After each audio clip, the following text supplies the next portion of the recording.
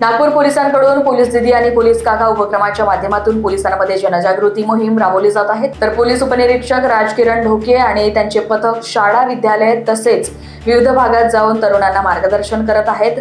नशेचे दुष्परिणाम, good touch, bad touch, cyber गुन्हे, ऑनलाईन फसवणूक आणि मोबाईलच्या चुकीच्या वापराबाबत विद्यार्थ्यांना माहिती दिली जात आहे। सोशल मीडियावरील बनावट मैत्री, फसवणूक आणि संशयास्पद लिंक पासून सावध राहण्याचे आवाहन यावेळेस करण्यात येत आहे। वरिष्ठ पोलीस निरीक्षक नंदा मनकटे बर्वे यांनी ही माहिती दिली आहे।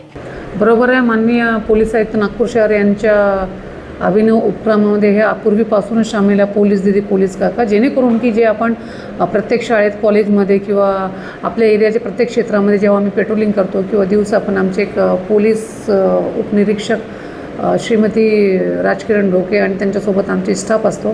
त्या प्रत्येक ठिकाणी जाऊन पोलीस दीदी आणि पोलीस काकाच्या माध्यमातून लोकांना, विद्यार्थ्यांना, विशेष करून तरुणांना आपण नशाविषयी किंवा त्यांच्या बॅड टच, गुड टच किंवा त्यांचे शोषण होऊ नये, त्यांना सायबर क्राईम असेल किंवा फ्रॉड कसे होतात, परत मोबाईलचे दुष्परिणाम काय, किंवा कुठले लिंक येत असेल तर त्याला क्लिक करू नका। कोणाच्या जसे बरेचसे फ्रेंड्स रिक्वेस्ट पाठवतात ना, मुलींना वाईट मार्गावर ओढून घेतात किंवा मैत्रीचे आमिष दाखवून त्यांच्या शारीरिक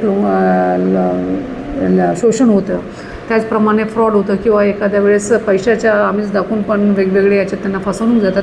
ह्या संपूर्ण विषयाची आम्ही पोलीस दीदीच्या माध्यमातून जनजागृती आमच्या पोलीस स्टेशन अंतर्गत वेगवेगळ्या शाळा, कॉलेजेसमध्ये आणि वेगवेगळ्या वस्त्यांमध्ये पेट्रोलिंग दरम्यान आम्ही हे आवाहन करतो आणि जनजागृतीपर हे कार्यक्रम सुरू आहे आणि हा कार्यक्रम ह्यापुढे ह्याच प्रकारे सुरू राहणार आहे।